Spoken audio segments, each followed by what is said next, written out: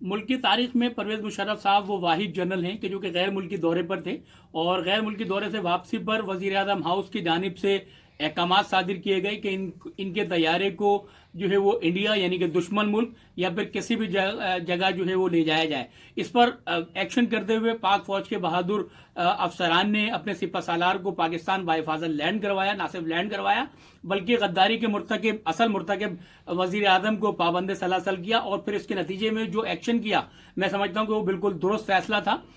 ایک پرویز مشرف صاحب کے خاندان کی، ان کے اجداد کی قیام پاکستان میں بیش بہا قربانیاں ہیں۔ خود مشرف صاحب نے کئی جنگیں لڑی اور 40 سال اس ملک کی خدمت کی، کارگل معرکہ سر کیا، اور ان کے دور میں جو ترقی ہوئی پاکستان میں جو ترقی ہوئی وہ دنیا نے دیکھی، ہر شخص جانتا ہے بخوبی۔ اور میں سمجھتا ہوں کہ یہ جو فیصلہ دیا گیا عدلیہ کی جانب سے ایک بستر مرگ پر موجود شخص کے خلاف، جس نے پاکستان کی جو ہے وہ 40 سال دن رات خدمت کی ہو، بد دیانتی پر، بد نیتی پر اور تعصب کی بنیاد پر یہ فیصلہ دیا گیا ہے، میں سمجھتا ہوں کہ یہ سراسر زیادتی ہے۔ ایسا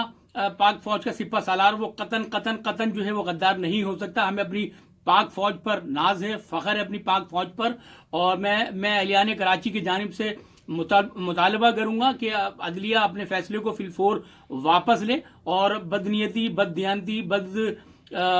تعصب کی بنیاد پر اس قسم کے فیصلوں سے جو ہے وہ باز رہا جائے، اور پاکستان زندہ باد۔